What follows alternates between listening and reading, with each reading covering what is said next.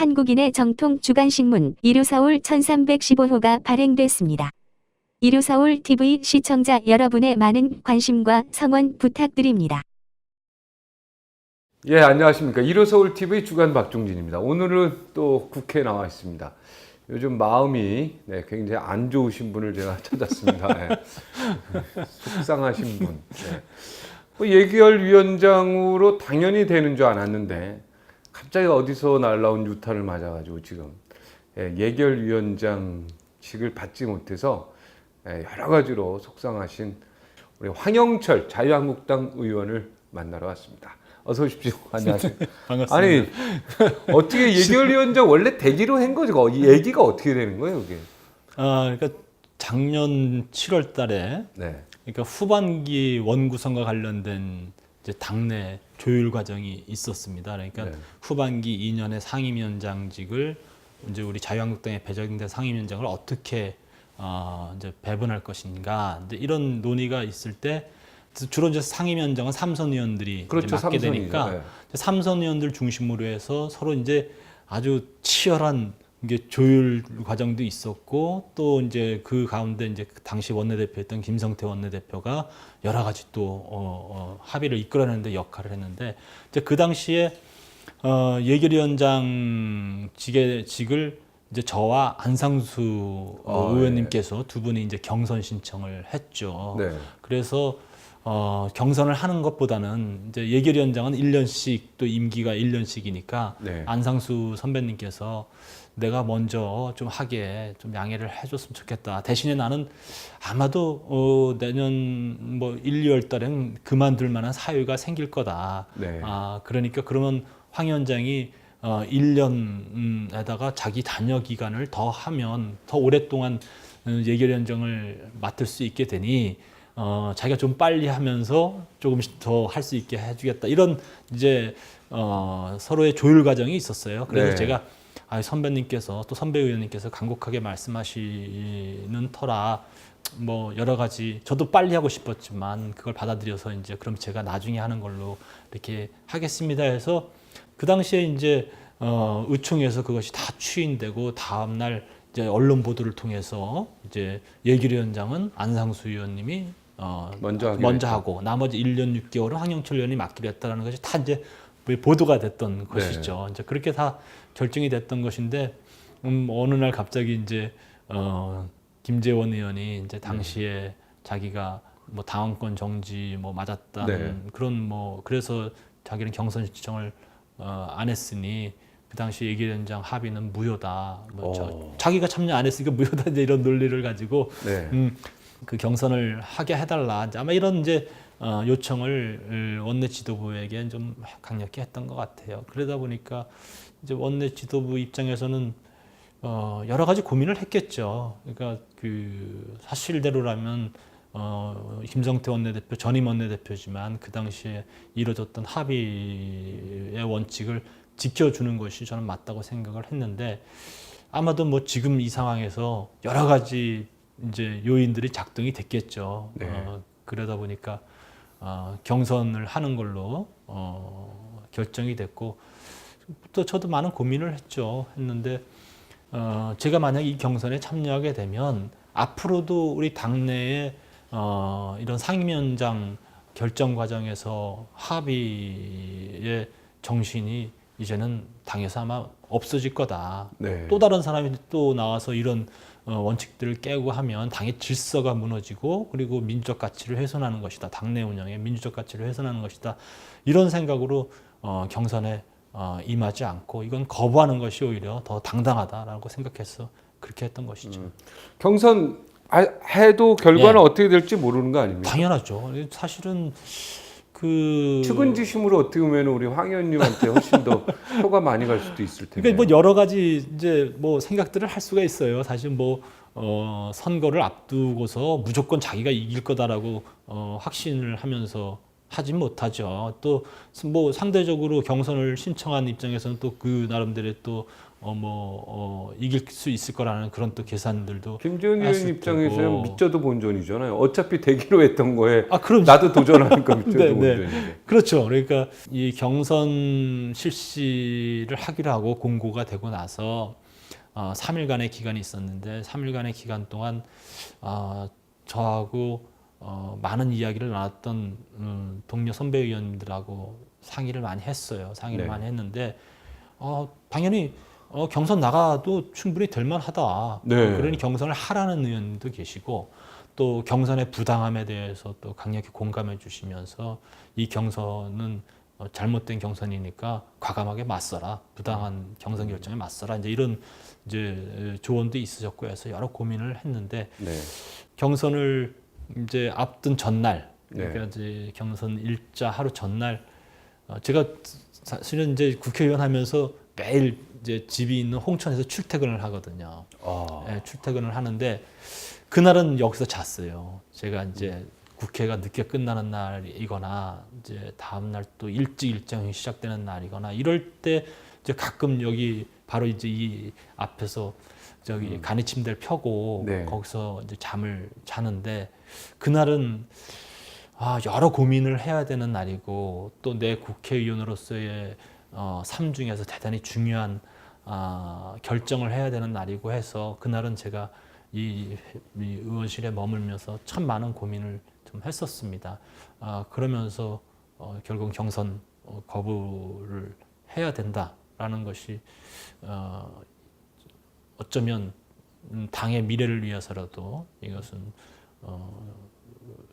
한 번쯤은 분명한 이 잘못된 결정에 대해서 강하게 주장하는 것이 향후 당을 위해서도 올바른 결정일 것이다라는 생각을 하면서 그날 이제 많은 고민을 하면서 결정을 내렸던 것이죠. 안성수 의원한테 좀 원망도 좀 됐겠습니다. 아닙니다. 안상수 의원님은 사실 고마운 분이죠. 뭐냐면 지금도 아직 좀 앙금이 좀 남아 있는 부분이 당내에 좀 있습니다만 안상수 의원님은 약속을 지키신 분이세요. 네. 그러니까 본인이 먼저 하는 대신에 일찍 자기가 마치고 잔여 기간까지도 저에게 넘겨주시겠다고 했고 그리고 안상수 의원님은 넘겨주신 거죠. 제가 안상수 의원 같으면 뭔가 네. 우리 화영철 의원한테 네, 미안함이 있어서 네. 김재원 의원이나 네. 나경원 원내대표에게 전화해서 이건 예. 아니다. 네, 네. 이거는 화영철 의원 줘야 되는 자리다. 네, 내가 네. 그렇게 해가지고 양해를 받아서 한 거다. 그럼 화영철 네. 의원이 이리저리 지금 어려운데 예. 이거는 해줘야 되는 거 아니냐. 이렇게 적극적으로 나설 것 같은데요. 네. 사실은 제 욕심 같아서는 네. 제 욕심 같아서는 안상수 의원님께서 이제 그렇게 공개적으로 세게 발언을 말해줘, 해주시면 그것이 저한테 많은 도움이 될 수 있을 거라고 생각을 했는데 또 안상수 의원님 나름대로 또 네. 여러 가지 또 입장이 있으셨겠죠. 그런데 제가 듣는 바로는 공사석에서 이거는 분명히 황영철 의원에게 자기가 잔여 임기까지 넘겨준 것이고 네. 그리고 또 저한테 전화를 하셔서 그런 사실에 대해서 공개적으로 얘기를 해도 좀 자기는 충분히 그걸 인정하겠다 해서 이제 그런 말씀도 주시면서 격려도 주셨어요. 네. 다만 또 나서서 이런 여러 가지 굉장히 좀 복잡한 상황 속에서 또 선배 의원으로서 본인이 나서서까지 이제 강하게 얘기하기는 좀 불편한 측면이 좀 있으셨겠죠. 그래서 제가 그 정도는 제가 충분히 이해를 해야 될 것 같아요. 이거는 확실히 나서줘야죠. 이거는 후배님하고 어떻게 보면 양해를 구하고 네. 또 어떻게 보면 양보하신 거잖아요. 그 당시에. 예. 그래서 나도 쉽게 예결위원장이 됐고 만약 그때 네. 경선 붙었으면 또 결과가 어떻게 될지 모르고 여러 가지 상황인데 이런 지금 상황이 오면 나영 원내대표한테로 전화해서 안 되겠다. 예. 좀 해줘야 되겠다. 이렇게 좀 네. 강력하게 좀 나섰으면 근데 화살이 조금 더. 안성수 선배님한테로 가면 아니 뭐 저는 개인적으로 그럽니다. 제가 안성수 의원하고도 친한데 의문의 일패. 화살을 가는 게 아니라 이게 모두가 조금씩은 책임이 있다라는 생각이 좀 들고요. 네. 나경원 원내대표가 김문성 의원이 그래도 전화를 해서 네. 김무성 의원이 그나마 어떻게 의리가 있으신 분이에요 보면 그죠? 네, 그럼요. 예, 전화를 해서 이건 잘못됐다, 확실히 잘못됐다. 예. 그리고 강력하게 어필을 한 게 이제 언론에 나온 걸 봤습니다. 아, 예, 예. 근데 나경원 원내대표가 아니다, 뭐 이렇게 또 얘기했는데, 예. 나경원 원내대표한테 좀 서운한 게 있죠. 많이 서운하죠, 사실. 예. 네, 사실 이번 이 결정 과정에서 가장 핵심적인 역할을 전 나경원 원내대표가 했다고 봐요. 그러니까 나경원 원내대표가 소위 말해서 김재원 의원을 중심으로 한 뭐 친박 세력 그리고 지금 당내에서 신주류로 부상하고 있는데 그분들이 거의 이제 과거 친박 그렇죠. 과거 정문수석도 하셨고 성향의 의원님들이 중심이 되어 있는데 그 서로들 사실은 여러 가지 그 공감대를 만들어서 거기서 기획된 작품이라고 저는 보거든요. 그러니까 나경원 원내대표에 대해서 이번에 이 일을 겪으면서 굉장히 인간적인 배신감 같은 것들을 솔직히 많이 느꼈어요. 네. 제가 지금까지 국회의원을 하면서 동료 의원님들에 대해서 이렇게 센 발언을 한 적이 없거든요. 네. 근데 이번에는 제가 경선 거부하고 나오면서 저질스럽고 추악한 행위들이다라고까지 아주 강하게 얘기를 했었는데 나경원 원내대표가 원내대표 경선 당시에 물론 그 당시는 이제 자신을 이제 지지해 달라고 하면서 다니던 시기이긴 합니다만 저한테 저의 지금 이 재판 과정에 있는 사항들에 대해서 대단히 안타까워하면서 그렇죠. 동료들이 다 안타까워하죠. 당에서 황 의원님이 잘 이겨낼 수 있도록 힘을 보태주고 우리가 어쨌든 감싸 안아줘야 된다고 생각한다. 네, 그렇죠. 그리고 예결위원장도 어쨌든 앞으로 충실하게 수행될 수 있도록 자기가 최선을 다하겠다 이런 얘기를 분명히 했었고 그런데 이번에 이 경선 요구를 받고 나서 마치 1년 전에 그 의총에서의 합의 과정 중에 예결위원장과 관련된 합의가 없었던 것이냐 이렇게 해석을 내리고 그러면서 김재원 의원의 손을 들어주는 걸 보면서 무엇 때문에 이렇게 저렇게 원칙을 무너뜨리고 해야만 하는가 그 속내를 좀 알고 싶다라고 생각이 들었는데 전반적으로는 그 속내는 다 이해가 될 것 같아요. 어떤 속내인지 지금 나경원 원내대표가 어떤 스탠스를 잡고 있는지에 대해서는 다 이제는 알 수가 있을 것 같은데 어떤 속내입니까? 솔직히 얘기해 주시죠. 지금 사실 어떻게 보면 당내에서 자기의 입지라든지 아니면 향후 이 정치 과정에서 어떤 세력과 함께 해야 될까 이런 것들에 대한 고민들 아니겠어요. 이제 그런 부분들이 이번에 표출됐다고 보고요.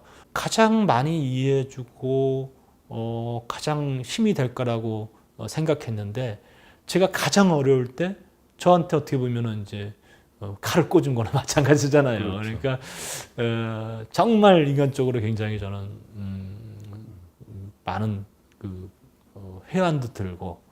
나경원 원내대표를 좀 서운하게 한 기억이 없습니까? 없어요.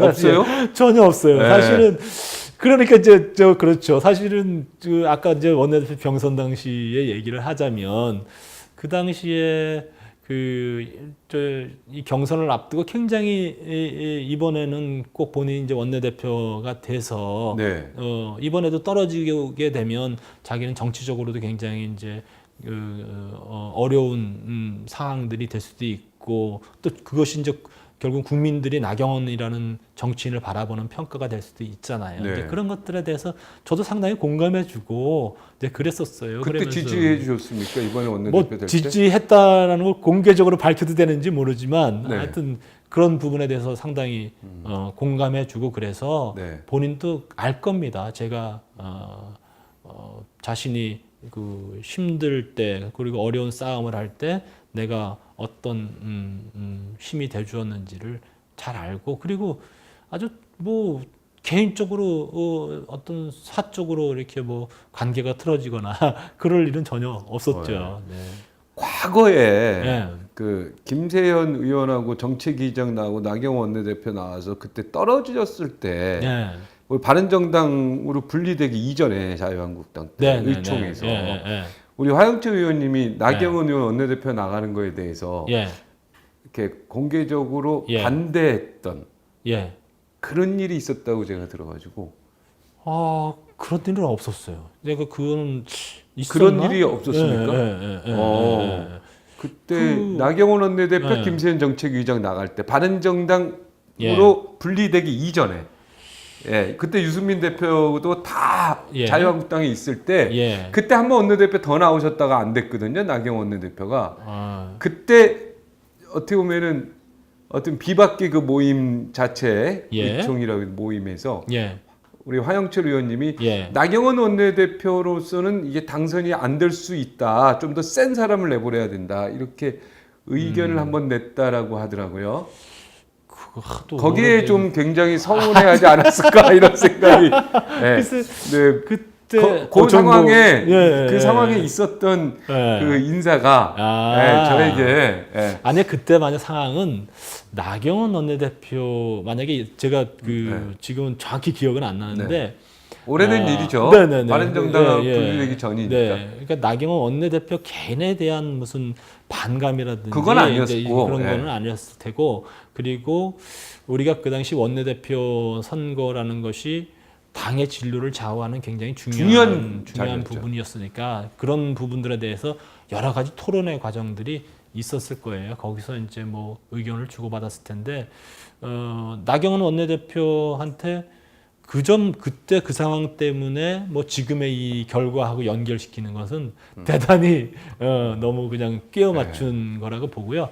어쨌든 제가 복당해서도 나경원 원내대표하고 같이 외국 연수도 같이 다녀오고 그리고 그러면서 또 나경원 대표가 뭐 여러 가지 바쁜 와중에도 지난 지방선거 때 저희 지역에 굉장히 많이 와주고 네. 그러면서 이제 굉장히 많은 도움도 주고 그래서 관계는 매우 좋았었어요. 그때 바른정당에 막 온다는 소리도 꽤 있었던. 사실 네. 오려고 그랬었죠. 그렇죠. 저희는 오는 것으로 알고 있었고 네, 그랬는데 기자들도 이제, 다 그렇게 알고 있었던. 그 당시에 행보에 대해서도 굉장히 이제 여러 평가가 있죠.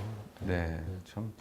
예결위원장 됐으면은 무언가 또 새로운 돌파구가 있을 수도 있었겠다 저는 뭐 그렇게 생각하고 또 국회의원 남은 임기 네. 지금 한 1년 정도 남았는데 네. 좀 더 의미 있는 국회의원을 또 보낼 수 있지 않을까. 솔직히 그랬어요. 솔직히 저는 이제 제가 뭐 아시다시피 이제 이 사법적 그 절차에 있고 그리고 대법원 선고를 기다리고 있기 때문에 이 대법원 선고가 언제 있을지 그리고 그 결과가 어떻게 나타날지 모르기 때문에 저는 어떻게 보면은 정치인으로서는 제 정치 인생의 일막을 마무리하는 과정에 있는 그렇죠. 거죠. 그리고 저는 분명히 지금의 여러 사항들에 대해서 내가 책임 있게 행동해야 되겠다라고 생각해서 불출마하겠다는 것을 명확히 선언을 했어요. 아, 이미 불출마 네, 선언하셨습니다. 네. 불출마 선언을 해놨기 때문에 어쨌든 저는 가장 길게라면 이번 20대 국회의원의 임기까지가 네. 제가 이제 정치 인생 일막의 이제 네. 마지막 과정인데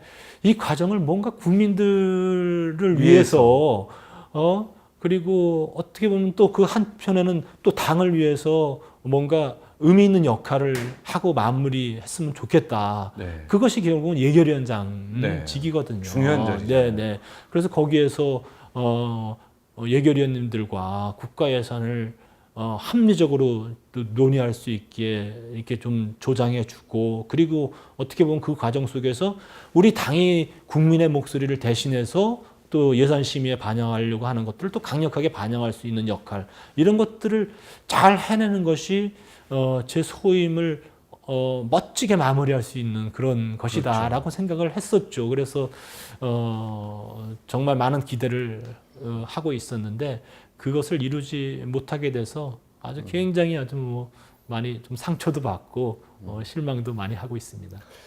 하여튼 저를 놔두고 복당을 하셨는데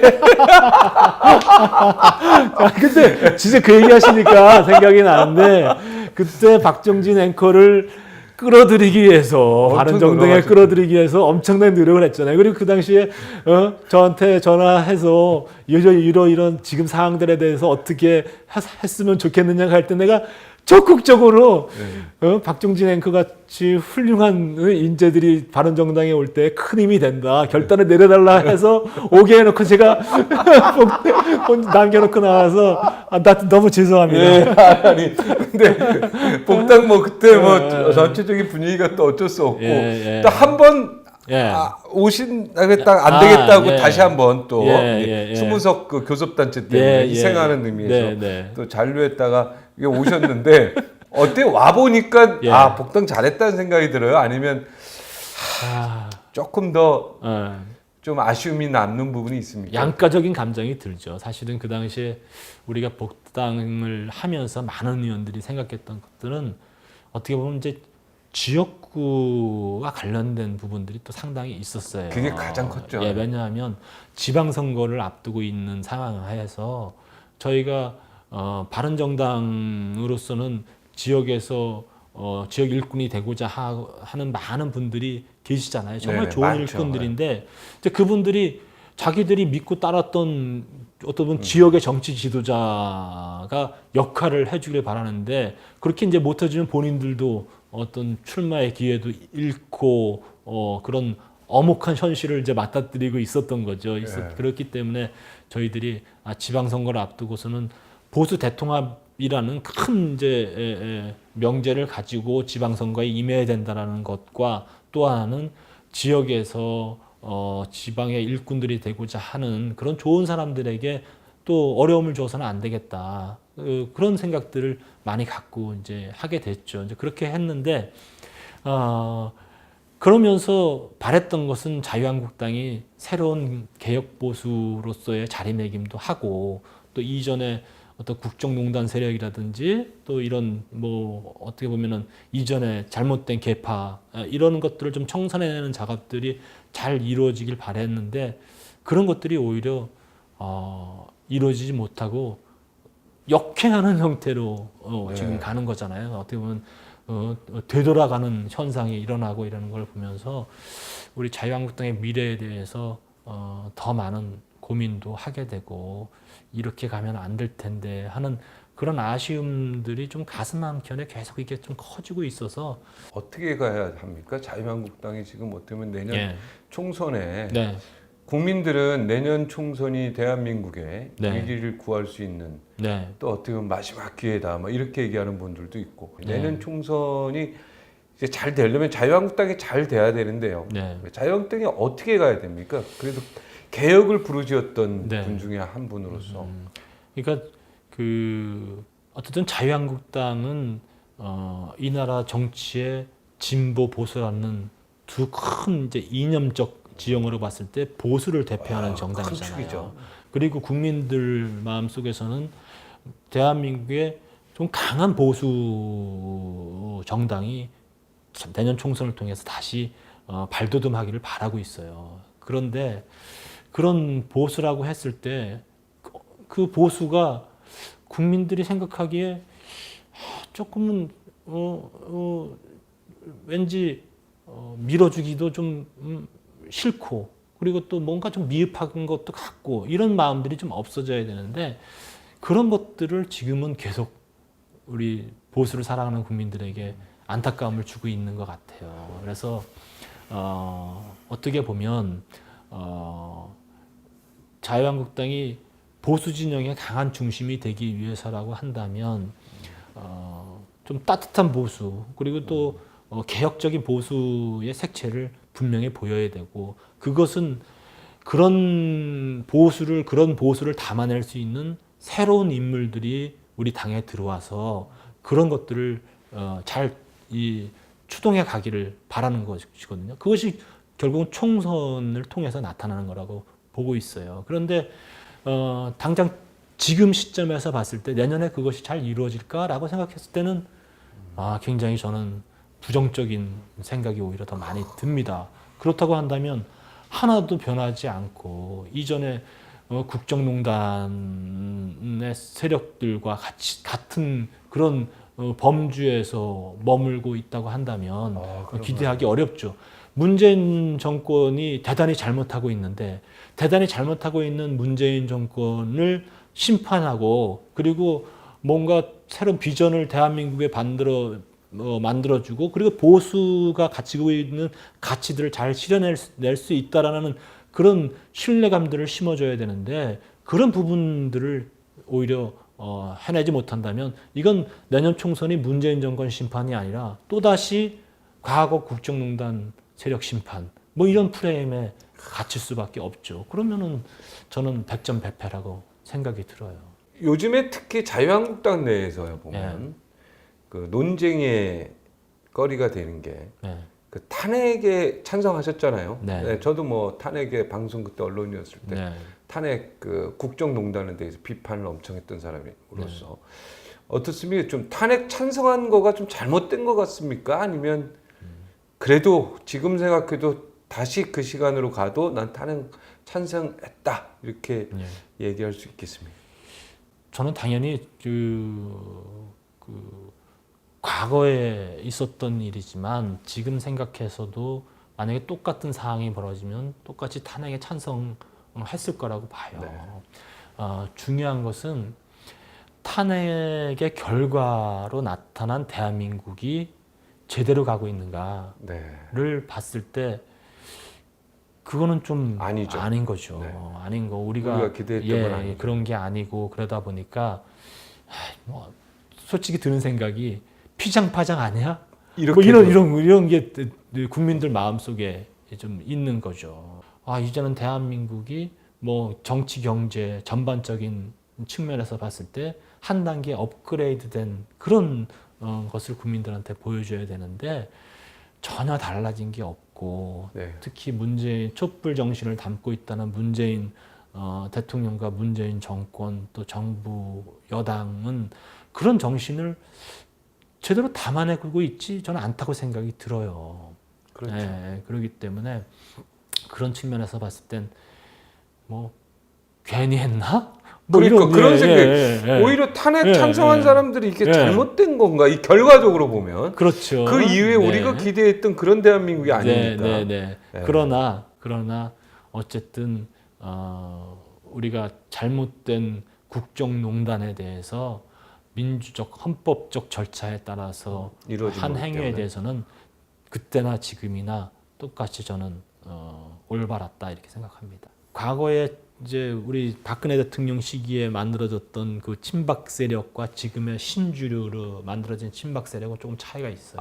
좀 다릅니까? 네, 좀 다르죠. 구성원도 좀 다르고 그리고 거기에는 또 그 과거 또 뭐 중도적인 입장에 있었던 사람들도 일부 되고 있는데 결국은 이제 가장 중심 세력은 이제 친박 세력인데 그분들이 지금 굉장히 조직적인 당 장악에 나서고 있다. 신주류 친박이요. 네, 그래서 그런 부분들이 여러 가지 뭐 당의 직책이라든지 당 운영하는 데 있어서 작동이 되고 있고 그런 측면이 이제 우려스러운 게 저는 보고 있어요. 그래서 이런 부분들을 황교안 대표께서 분명하게 컨트롤하지 못하면 그러면 아마 황교안 대표의 정치적인 리더십이라든지 이런 부분들 평가에 있어서 굉장히 어두운 그림자가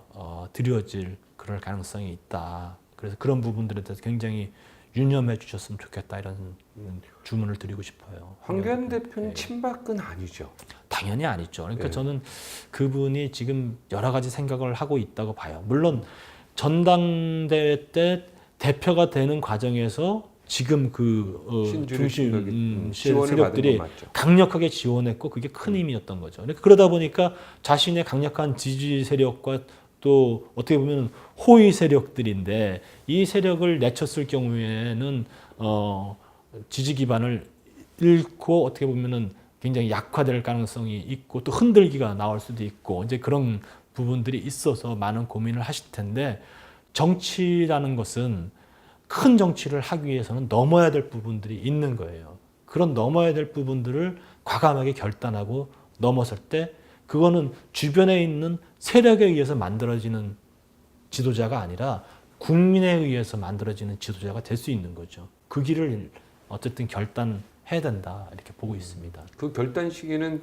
아무래도 올 가을 정도에는 내려줘야 되겠죠. 그렇습니다. 그러니까 네. 뭐 이제 총선을 앞두고 우리 당이 어떤 진로, 어떤 방향으로 가야 될지 정말로 보수의 중심 세력으로서 신뢰를 다시 회복할 수 있는지 이런 것에 대해서 과감한 결단을 하지 않으면은 그러면 계속 답보할 수밖에 없다 이렇게 보고 있습니다. 그러니까 개혁을 단행하고 행동으로 실천하는데 가장 중요한 게 지금 내년 공천 아닙니까? 네네. 이 공천이 과연 어떻게 이루어지느냐에 따라서 자유한국당의 미래가 네. 바뀔 수 있다. 그런 얘기 아니겠습니까? 그러니까 저는 이제 공천의 문제에 있어서는 두 가지가 있는 거예요. 하나는 공정한 공천이 돼야 되는 거죠. 과거에 뭐 대통령이라든지 뭐 그 권력자로부터 대파라든가. 공천을 받는 형태 이런 형태는 이제 없어야 된다고 보고 있어요. 그런 과정 속에서 자기 사람 챙기기, 개파 공천 이런 것들이 있었던 것이죠. 그리고 어떻게 보면은 반대파를 숙청하는 형태의 그런 이제 공천이 늘 그 선거의 결과를 어렵게 만들고 그랬는데 내년 공천에 있어서도 우리 당이 그런 민주적이고 공정한 공천의 틀은 반드시 유지를 해야 된다. 그런 틀을 유지하면서도 저는 충분히 좋은 인재들을 우리 당에 영입할 수 있는 공간은 마련되어 있다. 이런 부분들을 잘 조화롭게 해야 될 필요가 있다고 보고 있어요. 좋은 사람을 세우기 위해서 흘려야 될 피는 저는 분명히 있다고 봐요. 근데 그것이 좋은 사람을 세우기 위한 피를 흘리는 것이 아니라 자기 사람 세우기 위해서 다른 사람의 피를 흘리게 하면 국민이 납득하지 못하는 것이죠. 네, 그러니까 이명박 네. 대통령 때도 친이계 공천 뭐 파동 그죠? 네. 또 박근혜 대통령도 친박계 예. 또 우선하는 파동 네. 이런 공천성 그것도 이항구 옛날 그 공천 네. 심사위원회 때 말이 굉장히 많았고 예. 뭐 옥새를 나르샤 김무성 대표도 그때 굉장히 네. 힘들어했던 그런 네. 그런 모습들을 자유한국당에서 더 이상 보여서는 안 되겠다 이런 생각이 그렇습니다. 들어요. 이제 뭐 지난 두 번의 공천 과정에서 어떻게 보면은 이제 우리는 여당이었기 때문에 그 여당이라는 굴레가 결국은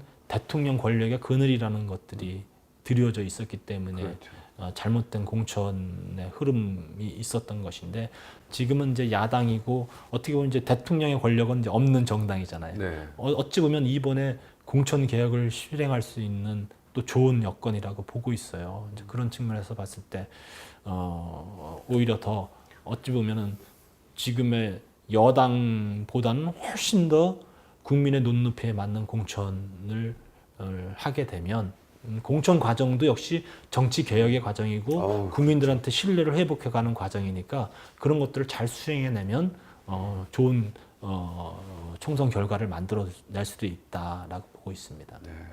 그래서 그런지 김세현 여의도 연구원장 그 자리를 두고 네, 네, 또 친박계가 네, 예, 또 전화해서 예, 그 자리 내놔라면서 그런 뉴스도 네. 기사를 보면서 예, 아 이거 정말 본격적으로 이제 또 그 안에서 네. 또 전쟁이 시작됐구나. 예? 예. 이런 그러니까 이제 이런 생각이 거예요. 이런 들어요. 거예요. 그게 보면은 저도 이번에 일을 겪으면서 보면은 이게 이제 어떤 결정을 이제 내려지게 하려고 군부를 떼요.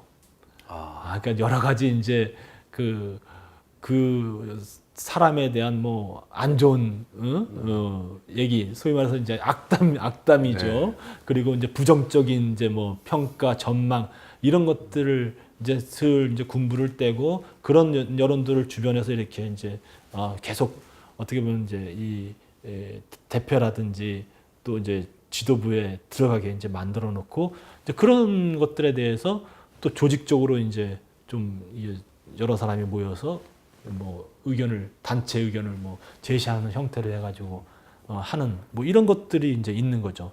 그러니까 저도 이번에 이제 예결위원장 이런 사태를 겪으면서 그런 것들을 제가 다 눈에 보고 이제 듣게 되면서 정말 이건 잘못되고 있구나 했는데 김세현 위원장과 관련돼서도 그랬던 것 같아요. 어쨌든 조금은 이게 긍정적 시그널이 될 수도 있는데 그런 부분들에 대해서 황교안 대표가 상당 부분 고민을 하기 시작했다. 라는 게 조금 보여요. 네. 그러다 보니까 김세현 의원을 이번에는 그래도 다시 지켰죠. 그냥 유지할 수 있게 해준 것은 그런 부분들이 있었다는 것이죠. 그래 그거는 어떻게 보면은 제가 그 이번 사태를 겪으면서 당에다가 했던 얘기가 나 같은 희생자가 또 생기지 않게 되는 그런 좀 역할이 됐으면 좋겠다. 차라리 그런 불쏘시개가 됐으면 좋겠다라고 얘기했던 게 그 계파 간의 갈등이라든지 아니면 새로운 신주류들의 전행이라든지 이런 것들을 이어질 수 있는데 그런 것들을 반드시 상기시키고 경고등이 좀 됐으면 좋겠다라고 했는데 아마도 제가 그 이계련장 사태를 겪으면서 있었던 여러 가지 국민들의 비난이라든지 평가라든지 이런 부분들에 대해서 당에서 고민들을 하고 김세현 위원장까지 그렇게 됐을 경우에 정말로 더 큰 폭풍이 일어날 거다라는 것에 대해서 인지를 했다고 봐야 되겠죠. 그런 것들이 좀 반영됐다고 봐요. 네.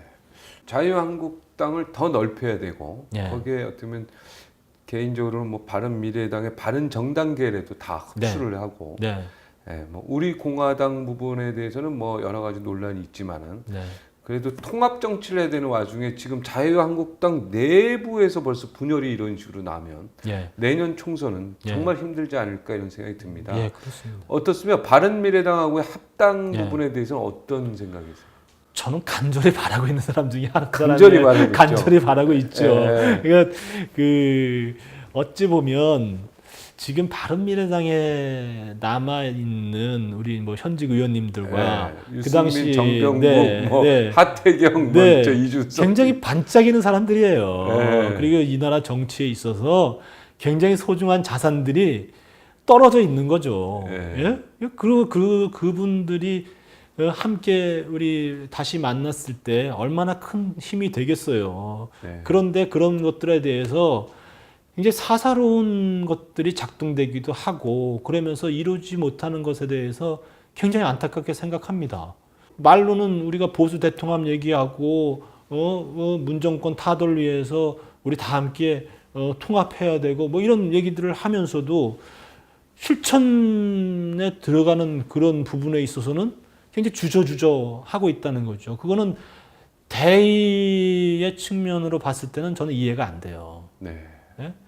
그런 큰 정치의 흐름들을 만들어내야만이 그것 또한 내년 총선에 있어서 우리 국민들에게 신뢰를 회복하는 그럼요. 하나의 큰 사건이 될 수도 있고 그렇기 때문에 저는 반드시 그러길 바라고 있어요. 그리고 제가 다시 복당해서 들어와 있으니까 우리 당을 바꿔내려면 바꾸겠다는 생각을 가지고 있는 사람들이 많아야 될 거 아니에요. 네. 근데 지금 적단 말이에요. 적습니까? 예, 지금 적은 거예요. 적다 보니까 우리가 여러 가지 논의를 하는 과정에서 또 정책을 결정이나 정책의 당의 방향을 결정하는 과정에서 굉장히 어려움을 겪고 있는 것이죠. 자유한국당 개혁은 그러면 내년 총선은 힘들다고 봅니까? 그 이전에? 아니에요. 아직은 기회가 남아 있다고 보고 네. 있어요. 그러니까 지금 현 상태, 지금의 시점의 흐름이 계속된다면 저는 당연히 그건 안 실패한다고 되고. 봐요. 실패고. 그러니까 이거를 극복해내는 과정들이 내년 총선까지 이루어져야 된다고 보고 그것을 잘 해낸다고 한다면은 내년 총선에서 저는 그 문재인 정권에 대한 심판론을 들고 싸울 수 있을 거라고 보고 있죠. 근데 심판할 사람들이 자격할도 못하고 그 뭐 심판할 사람들이 어떻게 보면 분열하고 주먹구구식으로 하고 그리고 정치의 품격도 지켜내지 못하고 그리고 따뜻한 보수도 아니고 깨끗한 보수도 아니고 네. 예, 그리고 무슨 비전이 있는 보수도 아니고 이러면은 당신네들한테 어떻게 맡겨? 이렇게 될 것 아니겠어요. 네. 얼마 전에 홍문종 네. 의원이 탈당했어요. 예, 예, 네. 예. 야, 이거 또 어떻게 되나? 이 자유한국당이 네. 우리 공화당을 이제 또 창당하셔서 네. 조원진 대한애국당 대표하고 이제 예. 새롭게 또 그쪽 그쪽이 진짜 오리지널 친박이죠. 어떻게 보면 세력을 우측하고 홍문종 의원 만났더니 예. 내년 2월까지 35명의 국회의원이 나올 것이다. 공천을 못 받는 부분이 나오시면 힘을 합쳐서 예. 우리 공화당이 예. 엄청난 또 의석수를 확보할 수 있다. 예. 그리고 박근혜 대통령이 이제 사면 나오면 우리 공화당의 깃발을 들고 나갈 것이다. 막 이렇게 예. 굉장히 강조하셨는데 우리 공화당과의 또 자유한국당 어떤 또 자리매김을 해야 되는지 여기도 또 통합을 해야 되는지 어떻게 생각하십니까? 뭐 저는 다 녹여내는 다 녹여내는 당이 만들어져야 된다고 보고 있어요. 원래 다 같은 식구였으니까. 예, 옛날에. 같은 식구였고요. 그리고 당 내에서 여러 의견들이 싸우고 다툼하고 이러는 부분들은 전 굉장히 그것이 이제 민주정당이라고 보고 그건 바람직하죠, 있고요. 당내에서. 그렇게 보고 있어요. 근데 이제 중요한 것은 지금으로 봤을 때 내년도 선거에서 아마 대한애국당과 같이 뭐 통합한 정당을 만들거나 그러기는 쉽진 않을 거라고 보고 있어요. 그 뒤에는 박근혜 대통령이 아직 그런 정치적 영향력을 미치고 있기 때문이라고 보고 있죠. 이런 통합의 과정 속에서는 박근혜 대통령께서 모든 것을 다 내려놓고 대한민국 정치, 보수 정치의 앞날을 생각하는 그런 결단을 좀 해줘야 된다. 그런 뒷받침을 해줘야 된다라고 생각을 하고 있는데 제 바람처럼 될지는 모르겠어요. 그러나 끝까지 박근혜 대통령이라는 인물을 중심으로 한 그런 형태의 소위 말해서 또 이런 탄핵 과정에서의 여러 의견의 다름으로 인해서 서로에게 총질하는 이런 형태라면 저는 같이 가기는 어려울 거라고 보고 있는데 홍문정 의원님 말씀대로 그대로 만약에 대한애국당이 내년 국회의원 선거에도 공천을 하는 형태로 남아있게 된다면 저는 당연히 TK 지역을 중심으로 해서 공천 탈락한 사람들이 많이 갈 거다라고 생각은 들어요.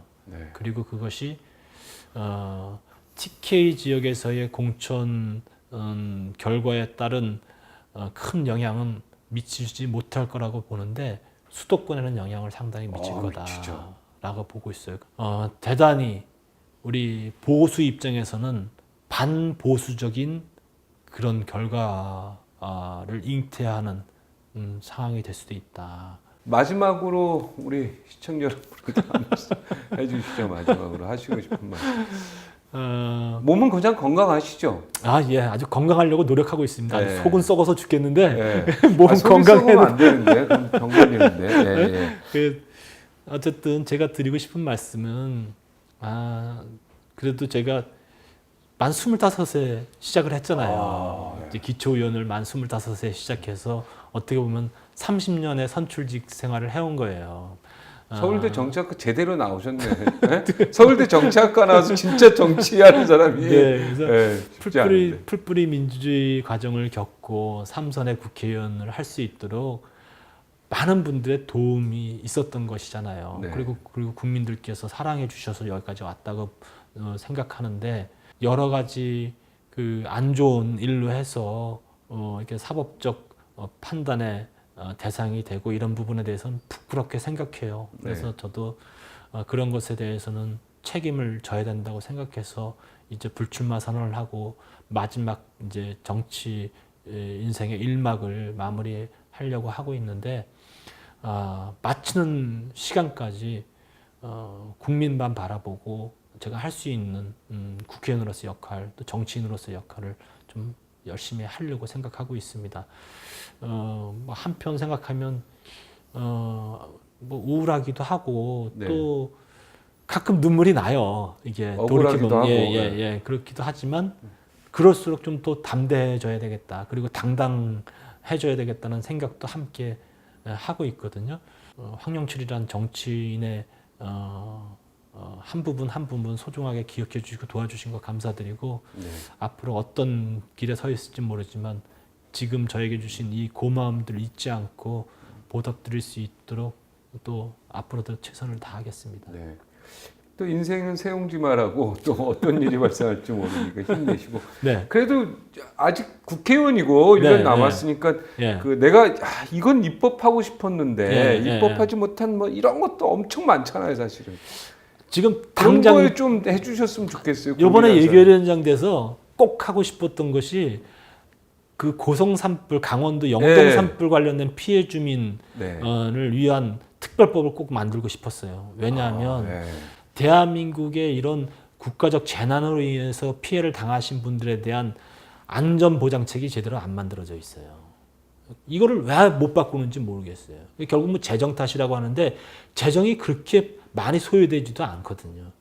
이분들이 이런 재난을 당했을 때 적어도 인간답게 살 수 있는 생활을 유지할 수 있는 정도의 그런 보장을 국가가 만들어줘야 되는데 그게 신속하게. 예, 그리고 신속하게 그리고 재정적인 부분도 아주 옛날 기준에 의해서 있기 때문에 턱없이 부족하고 그래서 그런 부분들은 이번에 특별법을 통해서 꼭 만들고 싶었는데 이젠 뭐 잘렸으니까 예? 아직 안 잘렸죠, 뭐. 아직 어쨌든 그 예결위원장으로서 제가 딱 쥐고 있으면 반드시 해낼 수 있을 거라고 생각했는데 굉장히 좀 아쉬움이 있어서 그건 당에다가 꼭 만들어 달라고 이제 요청을 하고 있고요.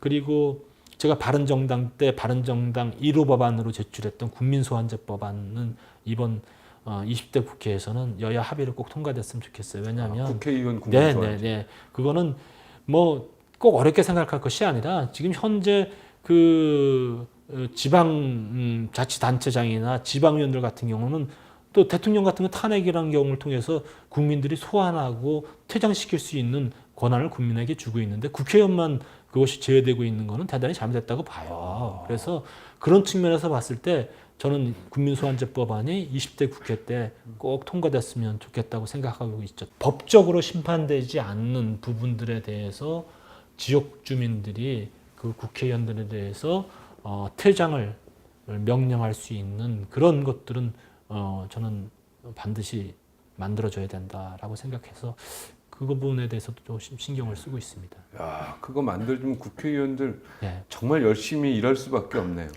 그렇죠. 당연히 열심히 일해야 되고 국민들이라든지 지역 주민들의 의사에 반하는 언행이라든지 정책이라든지 이런 부분들에 대해서 고민할 수밖에 없죠. 네, 알겠습니다. 하여튼 힘내시기 바라고요. 네. 네, 앞으로 좋은 일만 좀 있으셨으면 좋겠습니다. 너무 마음고생하셨는데 네. 네, 좀 건강 좀 챙기셨으면 좋겠습니다. 네. 형님 오늘 감사합니다. 아유, 네, 이렇게 고맙습니다. 와주셔서 큰 힘이 나는 것 같습니다. 고맙습니다. 예, 감사합니다. 우리 일요서울TV 주간박종 오늘은 국회 황영철 의원 방에서 진행을 했습니다. 시청해 주셔서 고맙습니다.